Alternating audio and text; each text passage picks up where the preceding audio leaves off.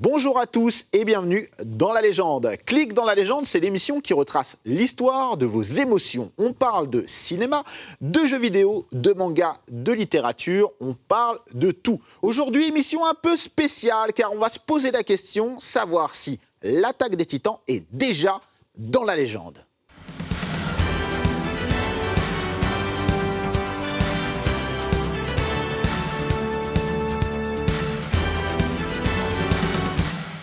Et pour répondre à cette question, savoir si l'attaque des Titans est déjà dans la légende, j'ai un plateau légendaire. Nous avons avec nous Fédois, traductrice de manga, passionnée de manga, mangaka, et également craquée de l'attaque des Titans. Je reviens juste d'une expédition hors des murs, là. Bon, bienvenue. Tu vas voir, Merci. on a un plateau colossal. À tes côtés, nous avons Mehdi, qui est directeur éditorial chez Pika. Enchanté, merci beaucoup. Presque ta première télé. Mais ouais, c'est voilà. ça, très pas fier. trop pas intimidé. Non, tu me mets plutôt à l'aise. T'as ramené ton calendrier et tout. On a parlé de beaucoup de choses. Magnifique. Voilà. Magnifique. Et à côté de toi, nous avons Valentin, spécialiste manga et animation. Tu es un petit peu chez toi ici, on va pas se mentir. Exactement, hein. la chaise à mon nom. Voilà, Bonjour à toutes et à tous. Très content de te retrouver encore une fois avec nous aujourd'hui. Évidemment, je vous l'ai dit, c'est une émission un petit peu spéciale parce que c'est une œuvre qui n'est pas encore terminée. On a déjà fait une œuvre qui n'était pas terminée, c'était One Piece, mais elle dure depuis tellement longtemps. Et pourtant, elle a sa place, peut-être aujourd'hui, dans la légende. Il faut savoir que l'Attaque des Titans, c'est d'abord un manga, on va parler du manga. Plus de 100 millions de tomes vendus au Japon, des chiffres incroyables. Mais là, c'est... Colossaux, c'est vraiment le terme. C'est marrant, tu parlais de One Piece, c'est plus de 500 millions, je crois, d'exemplaires vendus dans le monde, One Piece. L'Attaque des Titans, c'est plus de 100 millions. Mais l'Attaque des Titans a commencé en 2009 et a moins de tomes que One Piece, qui en compte, je crois, 96.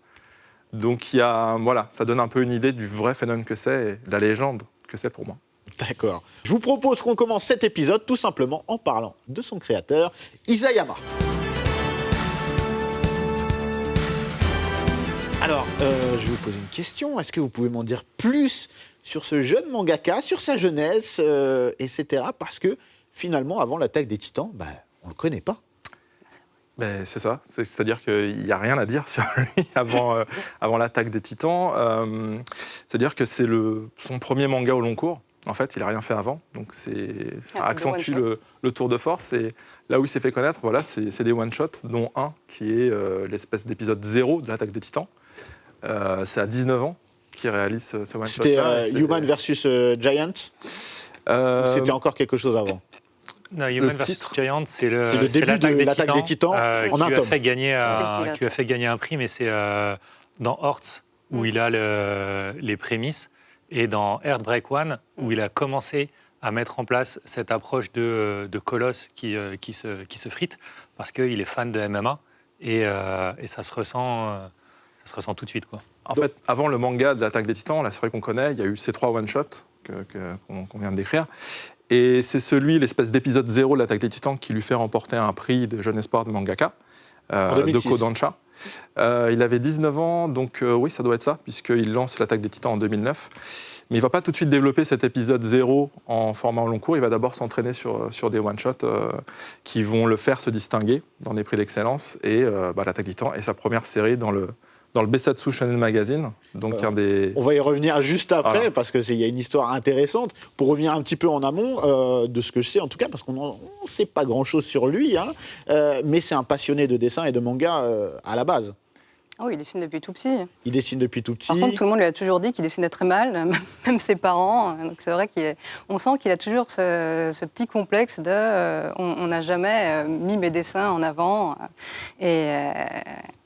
Ouais, voilà. Ouais, et d'ailleurs, après le lycée, il n'en demeure pas parce qu'il sait vraiment ce qu'il veut. Il fait une école de design, mais du coup, pour la petite histoire, il cache à ses parents qu'il va faire en fait du design consacré au manga. Alors que pour ses parents, c'est du design au sens large. Et il cache ça à ses parents parce que lui, il n'en démord pas. Depuis le collège, c'est ce qu'il veut faire. Et l'histoire prouve qu'il y est arrivé. Et pourtant... Toriyama avait commencé pareil. Pardon ? Toriyama avait commencé pareil, Et 3 justement, ans en agence de pub. J'allais à faire rebondir. du design. Sauf que Toriyama, c'était un contexte différent, dans le sens où aujourd'hui, au Japon, c'est plus acceptable d'être mangaka, c'est un travail qui est reconnu, ou c'est Alors, toujours la même défiance? C'est mieux vu parce qu'il y a plus de success story maintenant qu'à l'autre époque et il y a plus cette image de t'es un déviant si tu fais. Mais alors par contre, il y a quand même toujours une image de le travail est acharné et vraiment difficile et voilà, et vous allez souffrir si vous allez devenir mangaka. Et aussi quand même, on sait que tout le monde ne réussit pas. Voilà, faut une Or, grande part de Isayama, il C'est quittait sa campagne, donc il vient de Kyushu, et donc une partie de son expérience de vivre hors de la société qu'il a repris dans son œuvre.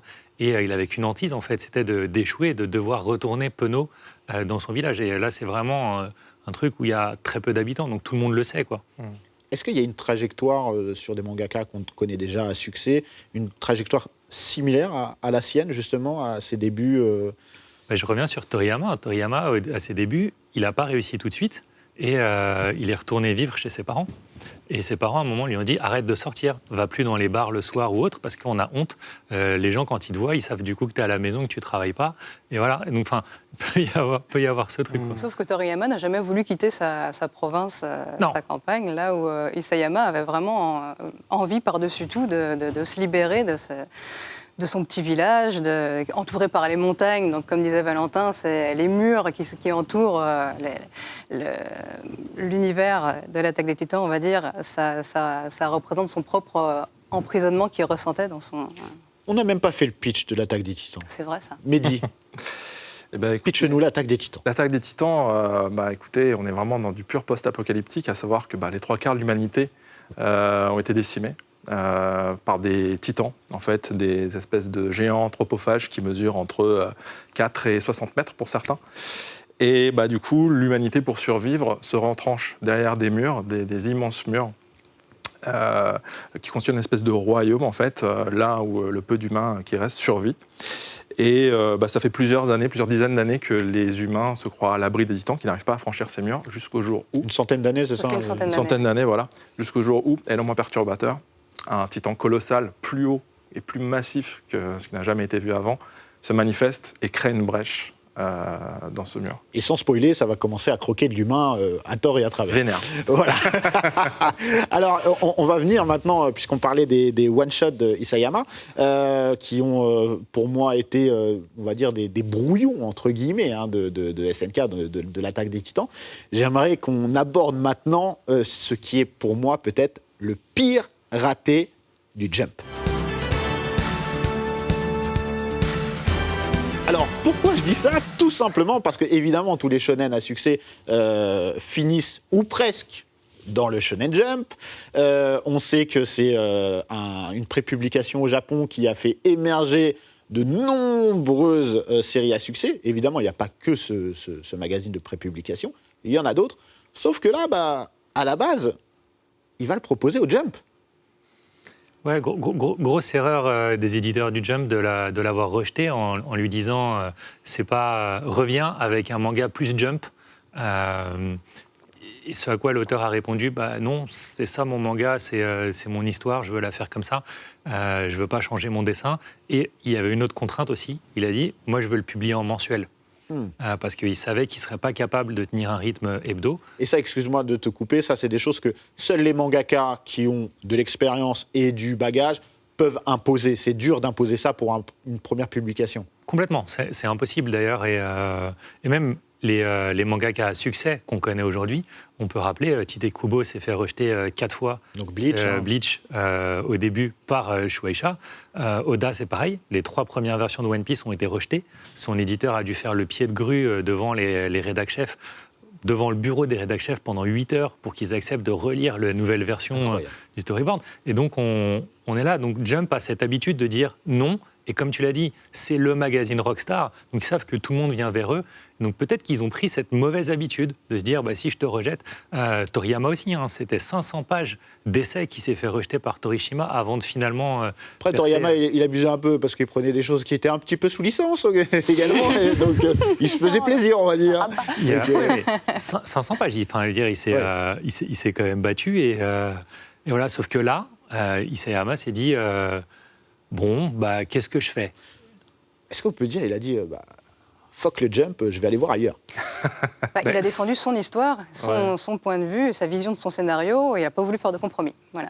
Je pense que, voilà, comme on disait tout à l'heure, c'est vraiment quelqu'un, un auteur qui sait beaucoup plus ce qu'il veut que son apparence ou sa diction peut laisser transparaître. Et je pense qu'il y a aussi un éditeur aussi derrière ça, un éditeur, un Tanto. Donc, à cette époque-là, il a déjà un Tanto. En fait, c'est Monsieur Kawakubo, qui est encore son éditeur aujourd'hui sur l'Attaque des Titans, qui le reçoit. Et c'est lui, en fait, qui sent quelque chose. Alors, est-ce qu'on peut expliquer pour les gens qui ne connaîtraient pas le système de Tanto au Japon? C'est vraiment, on va dire, moi, ce que j'appelle un peu un homme de l'ombre qui travaille au plus près avec les auteurs, qui vont brainstormer en fait autour des scénarios, de la validation des storyboards. C'est vraiment des gens qui ne sont pas artistes, mais qui aiguillent les artistes et qui font en sorte de respecter la ligne éditoriale d'un magazine dans lequel le mangaka est prépublié. Et puis c'est aussi un peu un rôle de nounou des fois. Beaucoup même parfois, en fonction des mangakas. Il court après les planches des auteurs pour que ceux-ci respectent les délais. Puis aussi, c'est un texte de chercher chez eux. Ouais, voilà. T'as fini tes planches? Non, parce que je suis là. C'est un peu cette ambiance-là. C'est un facilitateur aussi dans d'autres choses parce qu'il leur règle tous leurs problèmes du reste de la vie. C'est eux qui font les castings pour les assistants quand le mangaka commence à avoir suffisamment d'argent pour en embaucher. Parce que le mangaka paye sur son salaire ses assistants. C'est pas l'éditeur qui lui dit tiens, ton manga marche, tu vas avoir 3 assistants ou autre. Ça c'est fou. Ça. Voilà. Donc il a un salaire, un salaire plutôt correct, surtout quand on compare aux droits d'auteur en France. Mais c'est dessus qu'il doit ponctionner, de louer un studio, de payer des assistants. Et donc c'est pour ça qu'il y en a qui peuvent pas prendre tout de suite. Et donc tu parlais de son Tanto pour la blague. Il le rencontre comment déjà? Il va taper à... Isayama appelle, c'est-à-dire que c'est son école, cette fameuse école de design qui organise des rencontres avec des éditeurs de manga. Et donc Isayama veut rencontrer les gens de Kodansha.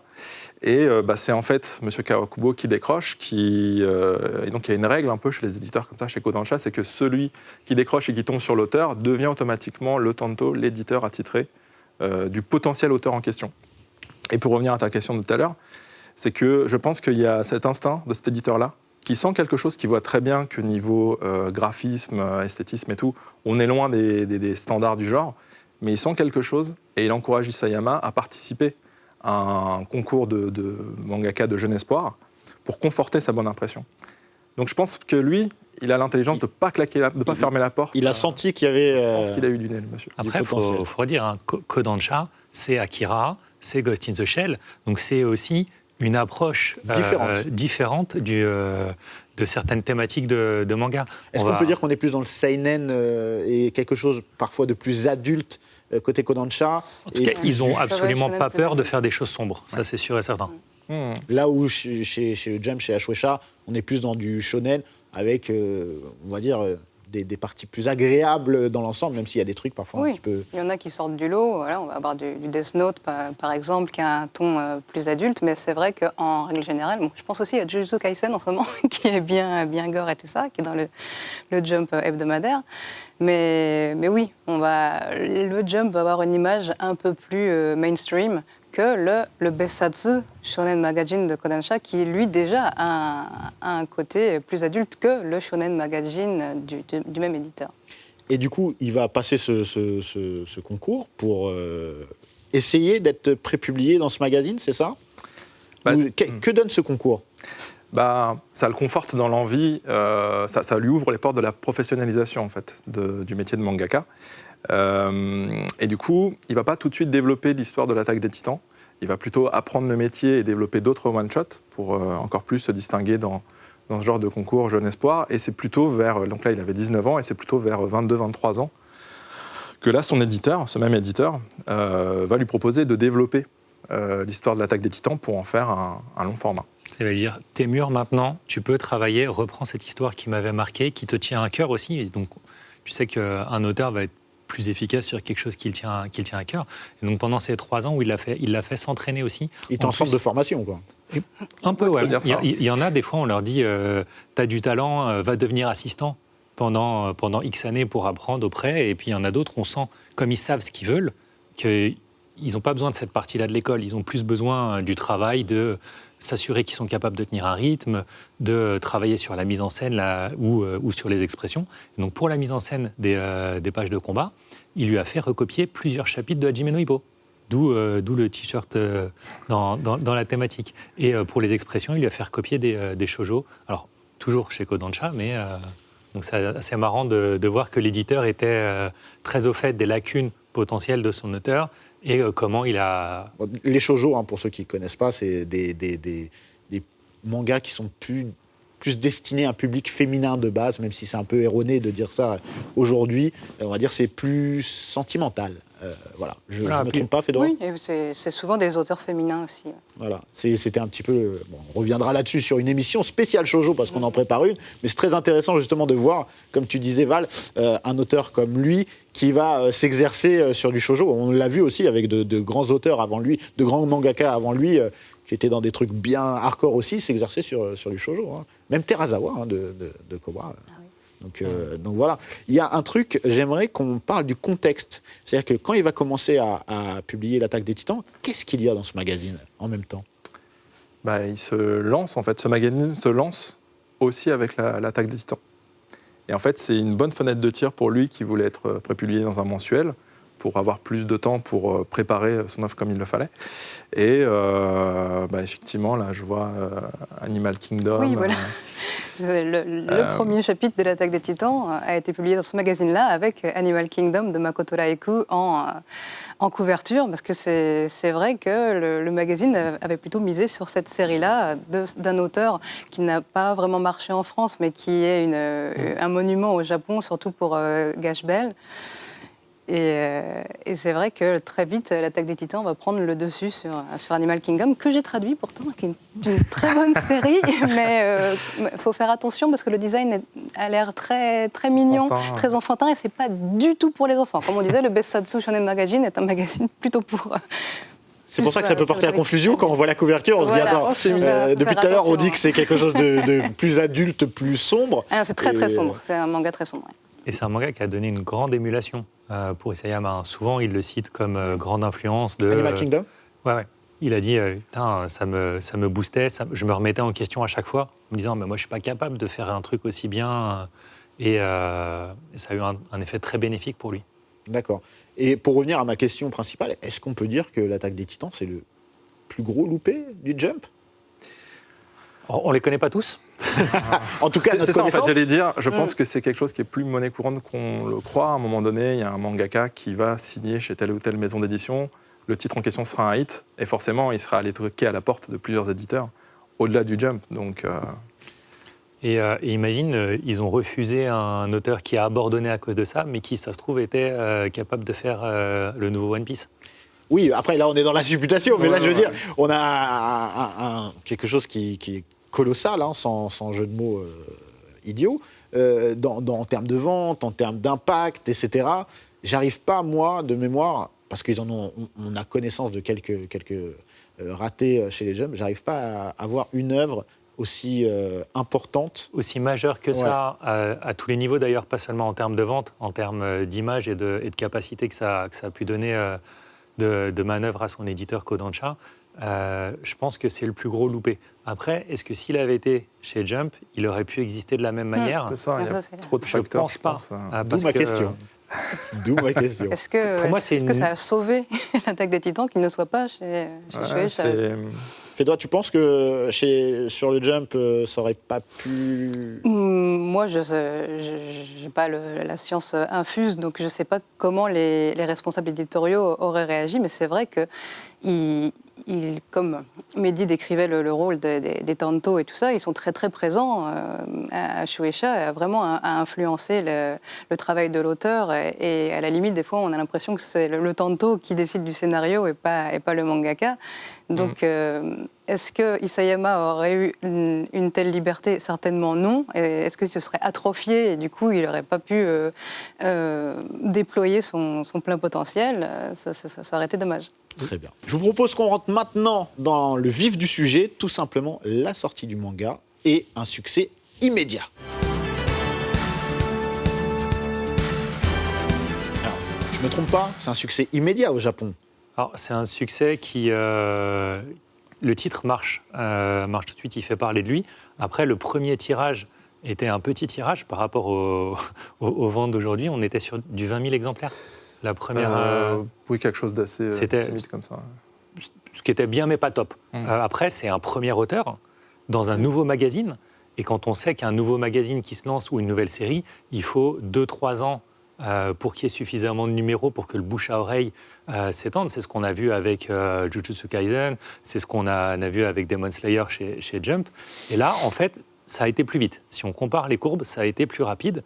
Et puis après, il y a eu l'animé qui a fait tout basculer dans une nouvelle dimension. Oui, on va en parler juste après. Là, on va rester un petit peu focus sur Très rapidement, on est au bout d'un an à 600 000 exemplaires vendus pour chacun des 2 premiers tomes.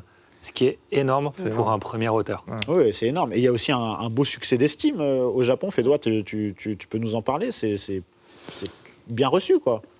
Oui, moi ça fait très longtemps que je ne suis pas allée au Japon.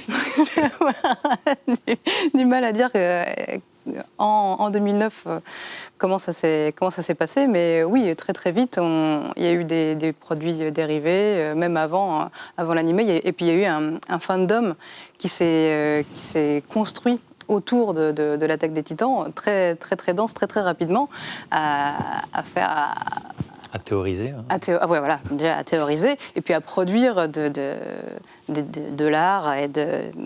Oui, ça... Tu peux parler de tes doujins sur Levi, il n'y a pas de problème. Je n'ai pas de doujin de l'attaque des Titans. On va éviter ce sujet. Oui, Mehdi, donc toi, au niveau de la France, le manga, comment vous allez le chercher, justement? Alors...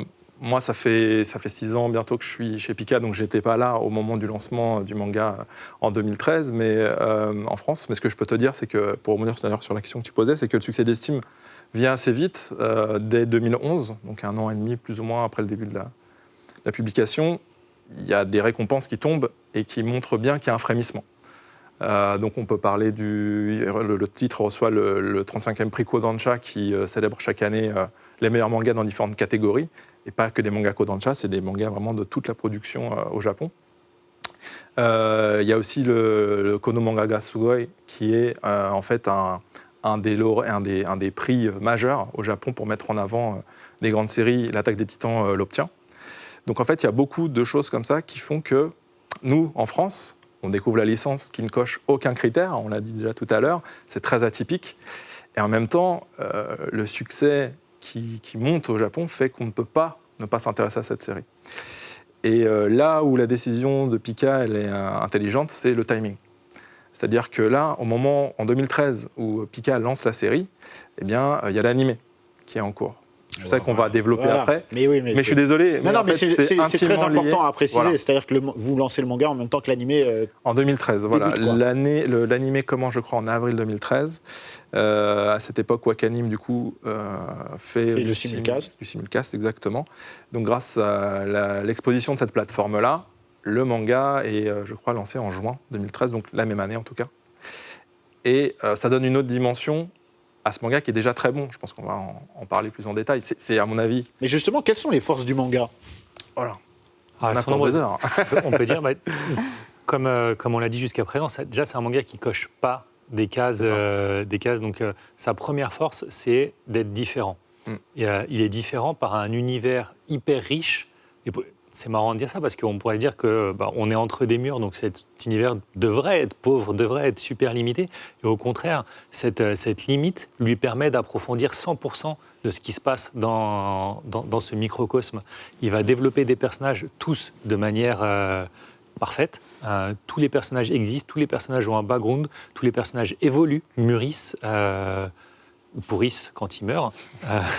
Alors, on s'est donné le mot de ne pas spoiler sur cette émission, no spoiler. Mais évidemment, il y a des rebondissements et il y a des personnages importants qui meurent. Il y a... Tout simplement qui changent. Il y a des changements de trahisons, personnalité. Il y a des... Il y a des twists, Des twists. dans son histoire. En fait, il a pu commencer à se lancer sur cette série en discutant avec son tantôt qui lui a dit « Moi, je veux que tu me poses la fin tout de suite avant de lancer ton histoire. » Ça, c'est quelque chose d'important. Ouais, Donc, je pense, il savait son point de départ et son point d'arrivée, très probablement les arcs principaux, et après, forcément, selon la manière dont on étire, l'inspiration du moment, les réponses des fans, même si dans le BC-Dessus, il y a moins de sondages que ce qu'on peut trouver dans le Jump, il y a quand même des retours où on se dit Mikasa est un personnage super important qui plaît à tout le monde, ou Levi est super important, donc il faut qu'il ait un arc qui l'expose un petit peu. Voilà, donc il y a ces impacts. Mais moi, je pense que cet univers complet et complexe plaît beaucoup. Ensuite, c'est un univers qui n'est pas sexualisé. On a des héros et des héroïnes. On n'a aucune vraie romance exploitée, en tout cas. Il n'y a pas de love interest basique qu'on peut retrouver dans certains... Ils sont trop occupés à survivre. C'est hyper secondaire. Il y a pas de fanservice. Il y a plein de filles où il n'y a aucune scène de bain, de machin, de bidule. Justement, c'est ce que Fédois dit, c'est très important. Tu dis qu'il n'y a pas de fanservice, pardon. Est-ce que tu peux décrire ce qu'est le fanservice? Alors, oui, en fait, il y a le bon et le mauvais fanservice.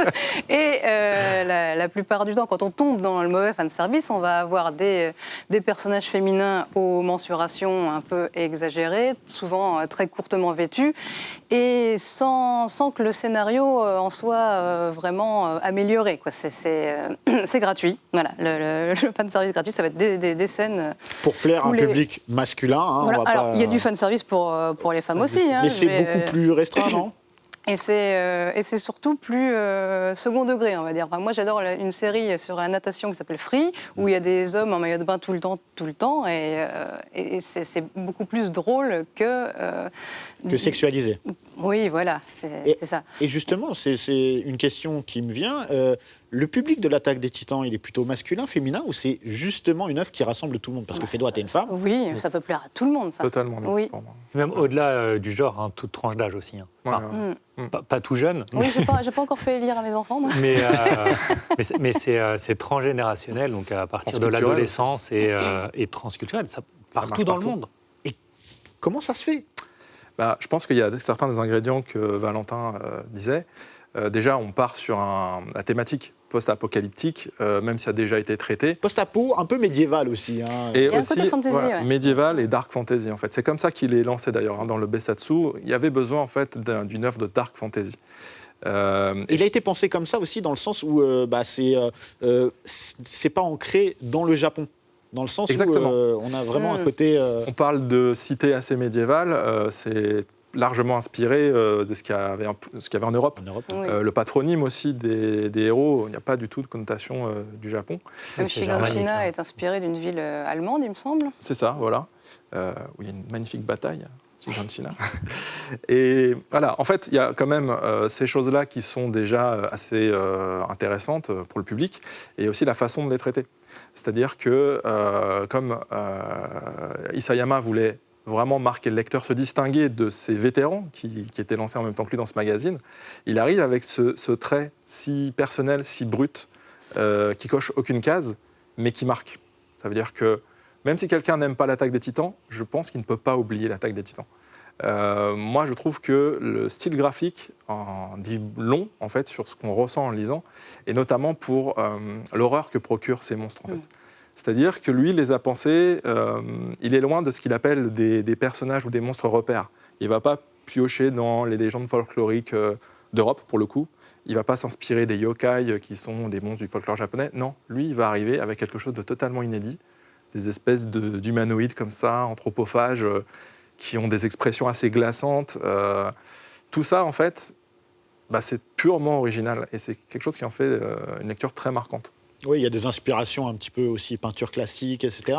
Et il y a quelque chose de très pesant, en fait. Exactement, c'est dérangeant. C'est un style complètement dérangeant. Et pour la petite histoire... Limite Vallée de l'étrange, quoi. Ouais.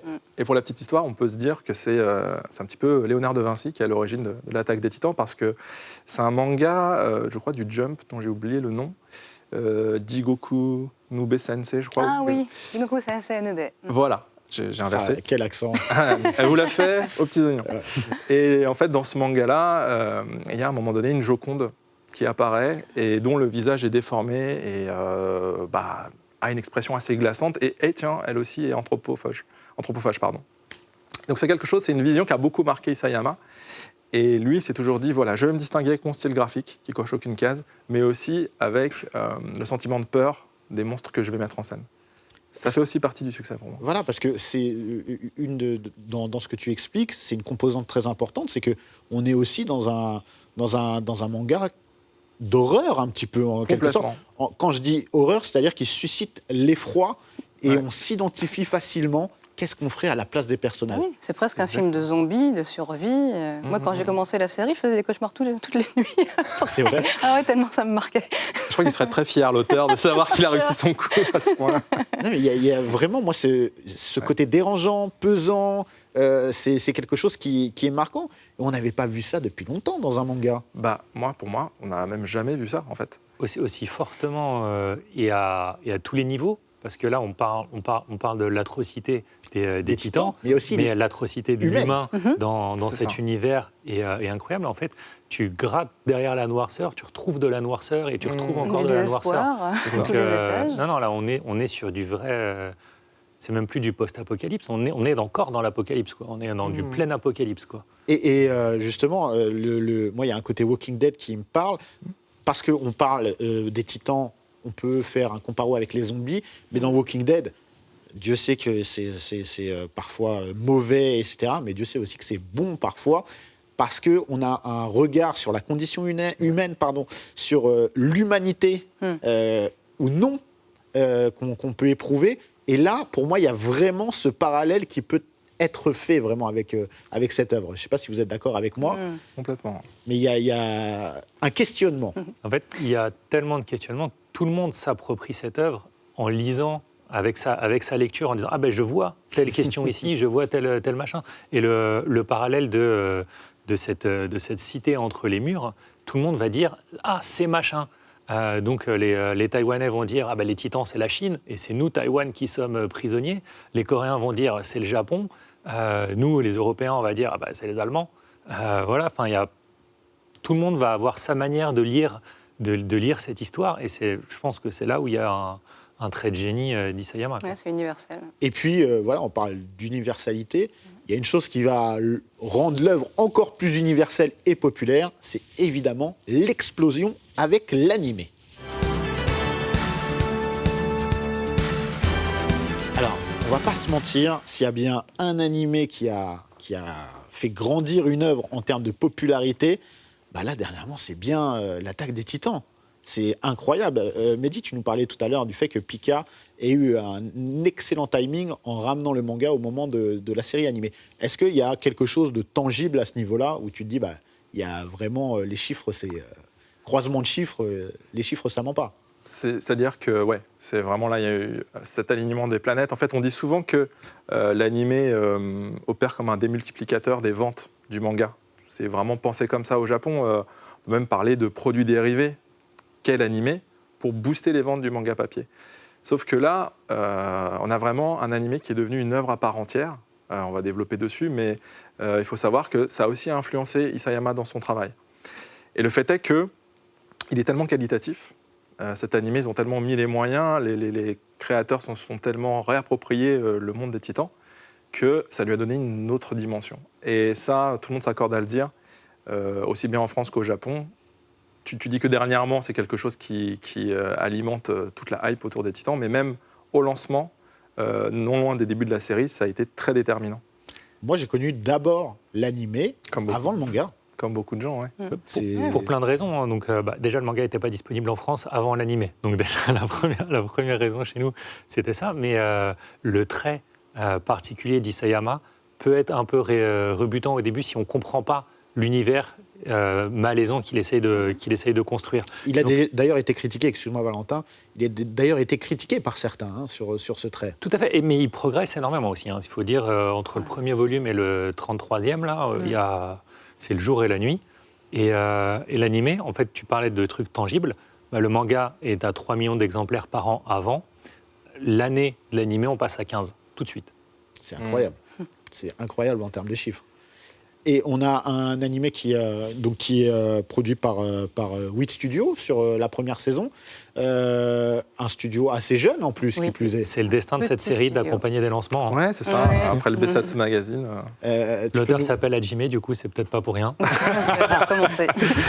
Vous pouvez nous parler du studio, parce que c'est important quand même, puisqu'il va y avoir un changement de studio par la suite.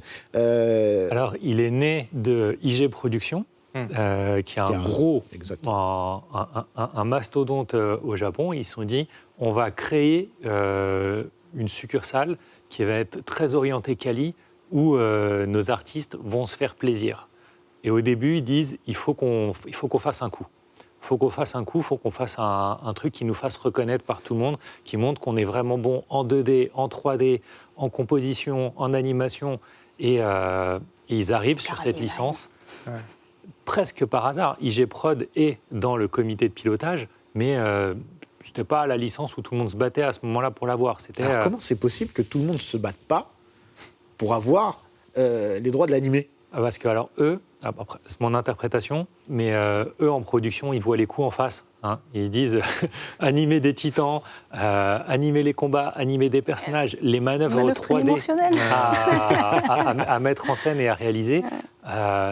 Soyons très clairs, l'animé, en termes de production, est un gouffre. Ça va tuer des gens, ça va être un cauchemar à réaliser.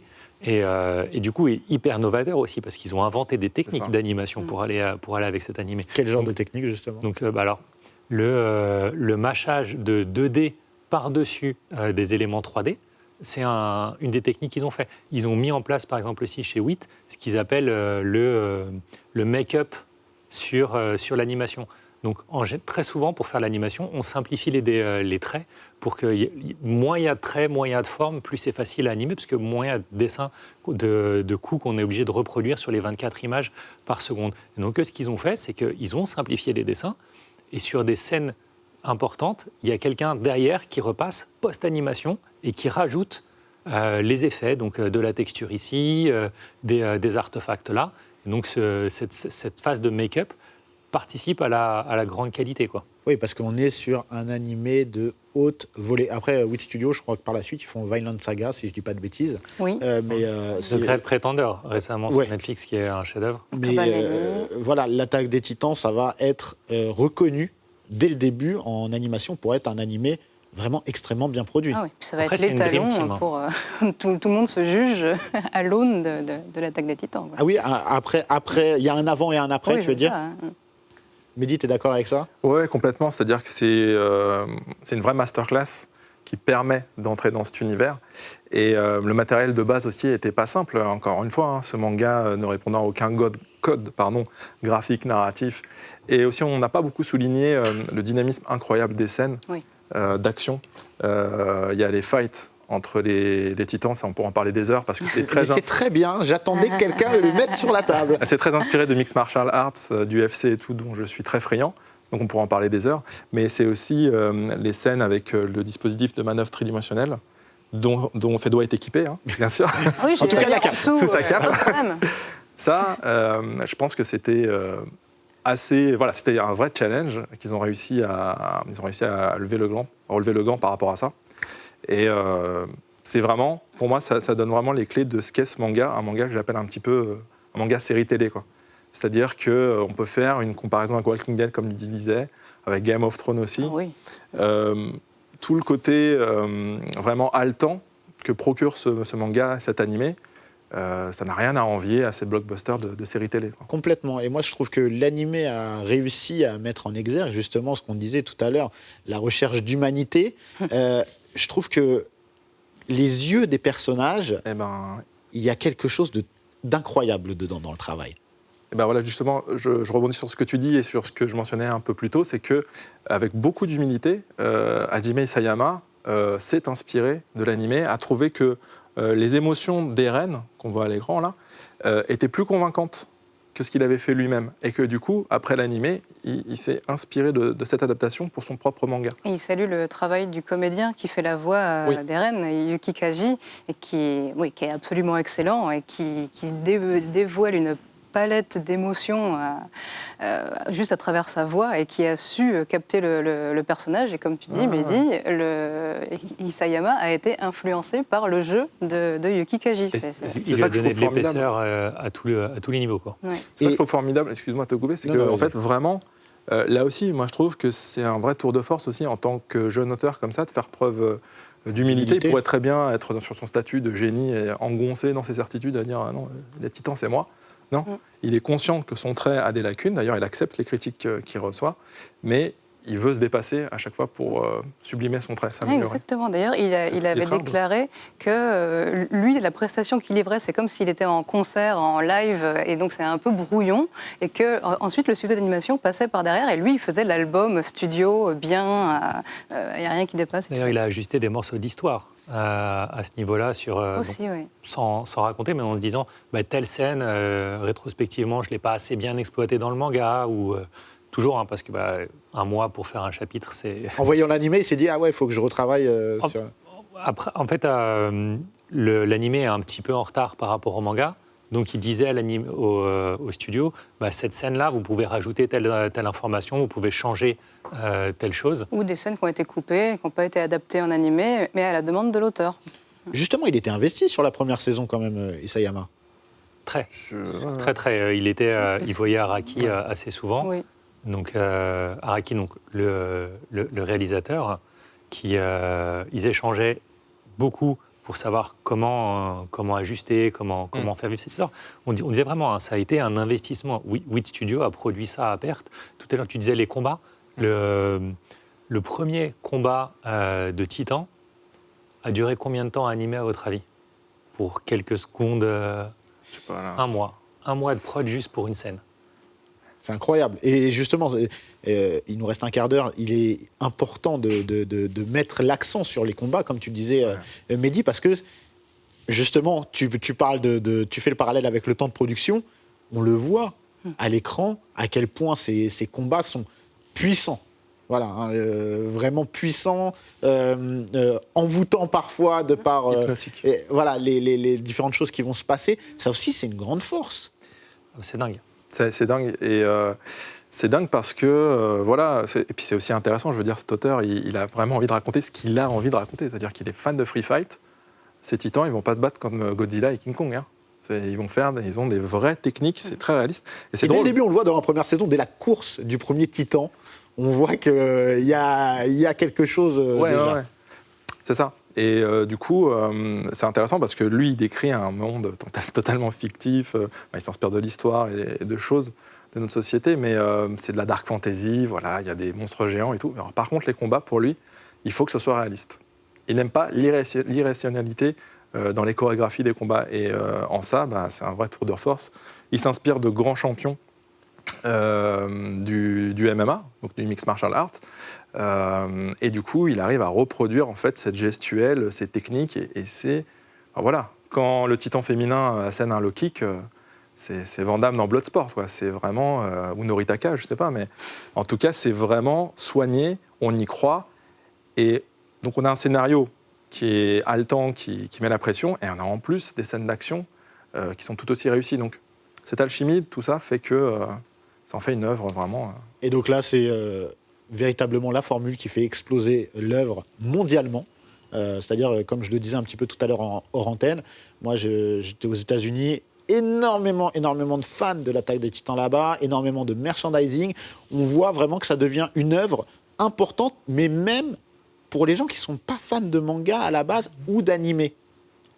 C'est incroyable. Ouais, et puis c'est aussi, encore une fois, les planètes qui sont bien alignées. Les États-Unis n'ont pas eu le Club Dorothée comme nous, donc ils n'avaient pas encore eu cette révolution manga par le dessin animé qu'on a eu chez nous. Et sauf que l'Attaque des Titans arrive au moment où Crunchyroll et Funimation, donc Wakanim là-bas, sont bien installés, sont bien présents, communiquent, ont un nombre d'abonnés à plusieurs centaines de milliers.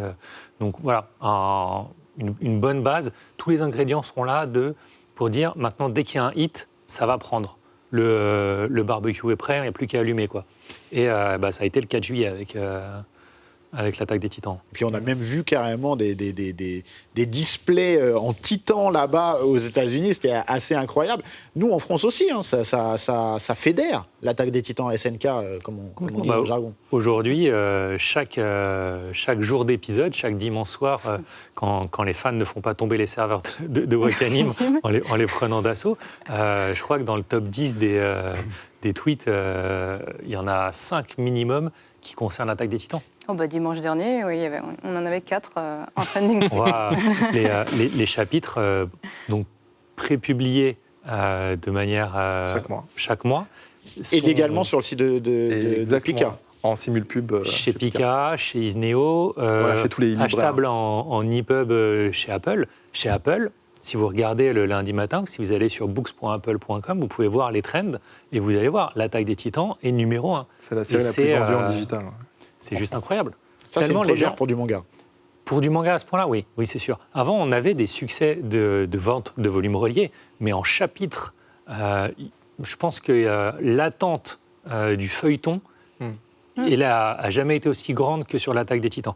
Il y a eu un peu ça avec Promise Neverland sur les premiers volumes, parce que là, effectivement, c'était aussi rythmé, c'était dense, c'était incroyable. L'attaque des Titans, c'est 33 volumes et bientôt 34.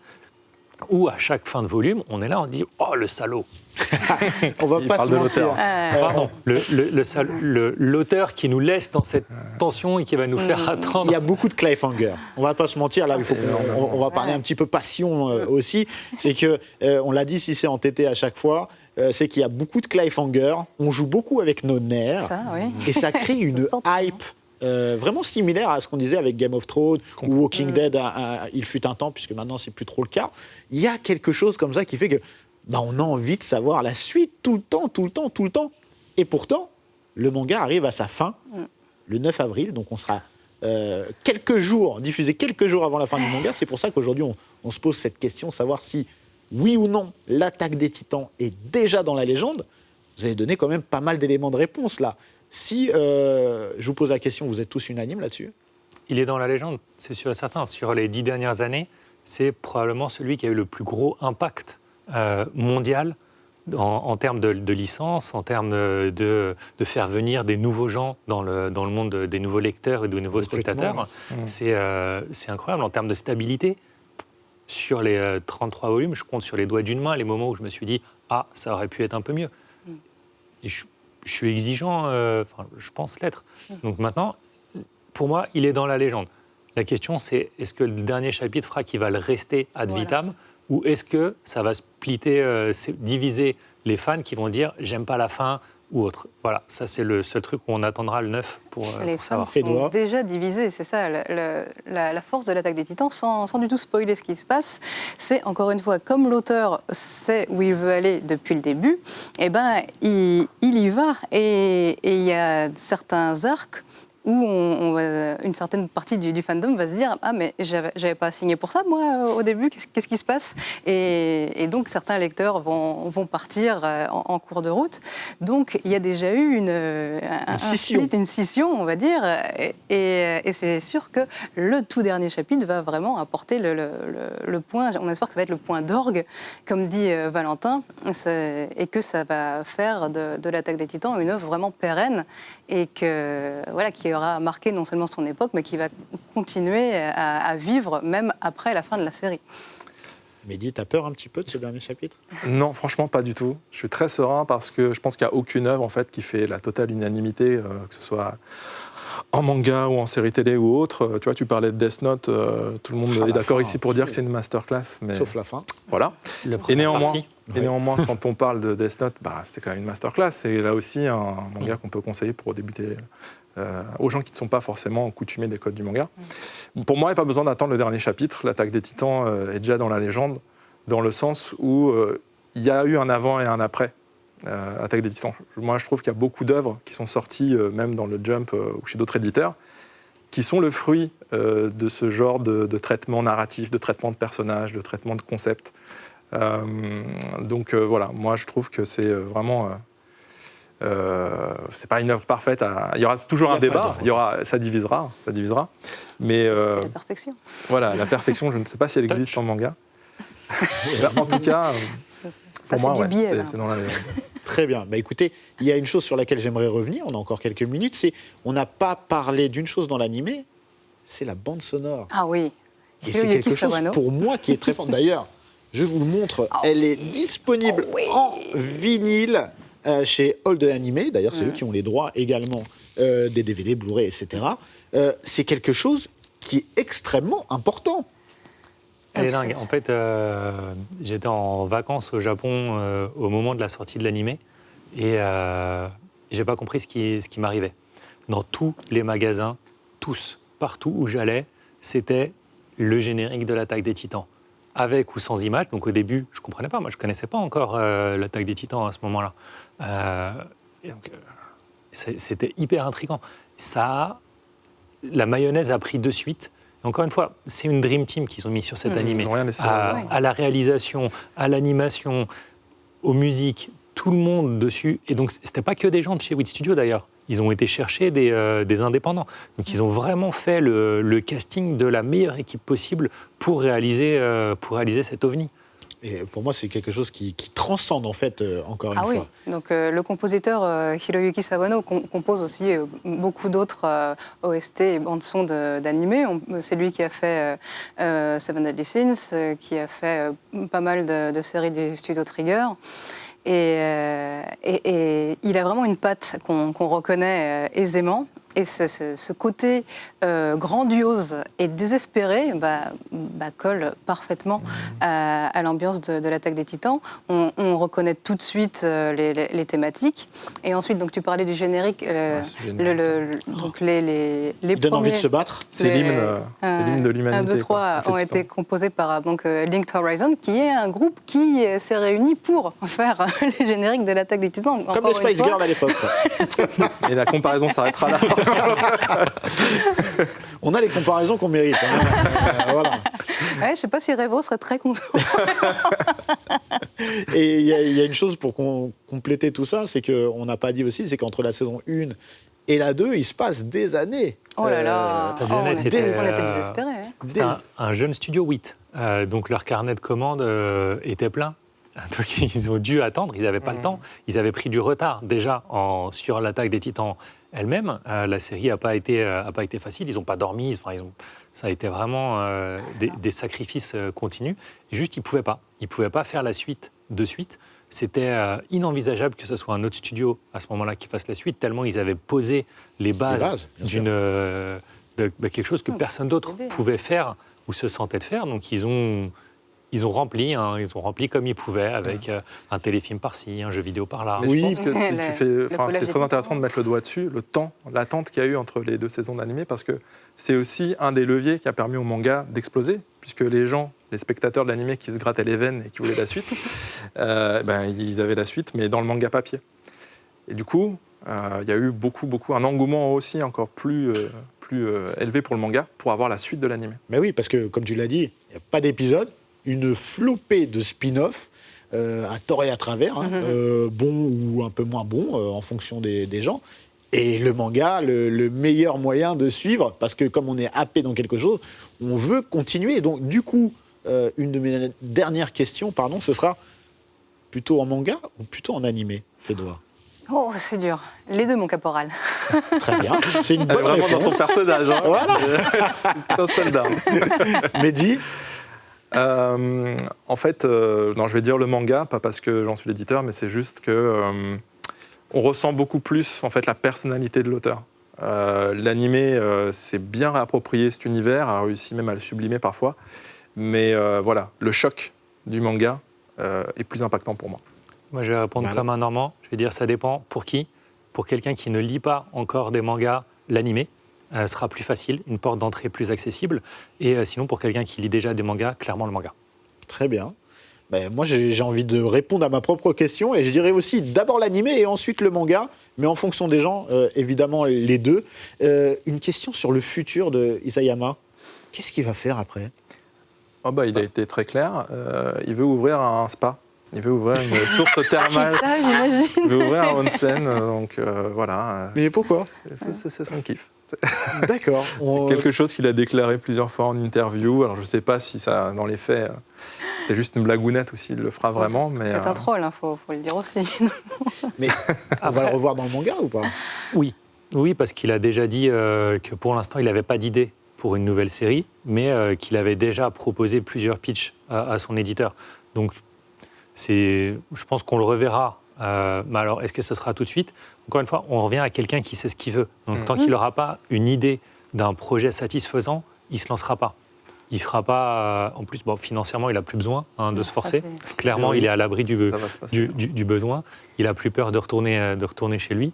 Et donc peut-être que ça va être une rencontre qu'il fera dans son spa ou qui l'inspirera, qui sera le déclic.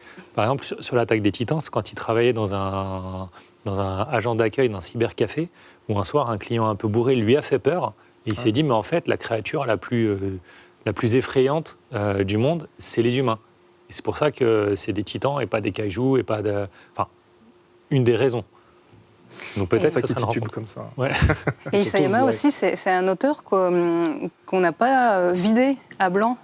Souvent, quand les éditeurs ont un bon filon comme ça, ils vont tirer sur la corde jusqu'au bout. Et ils sont vrais, et ils n'en peuvent plus, quoi. Ils ne peuvent moralement plus assumer de se remettre sur un nouveau manga, une nouvelle série. Là, Isayama, il a vraiment déclaré qu'il n'avait jamais eu de pression de la part de son éditeur. Au contraire, que c'était plutôt l'éditeur qui lui disait bon, il serait peut-être temps de finir à un moment donné, là, et que c'est lui qui voulait rajouter pour vraiment raconter l'histoire comme lui, il avait envie de la raconter, encore une fois.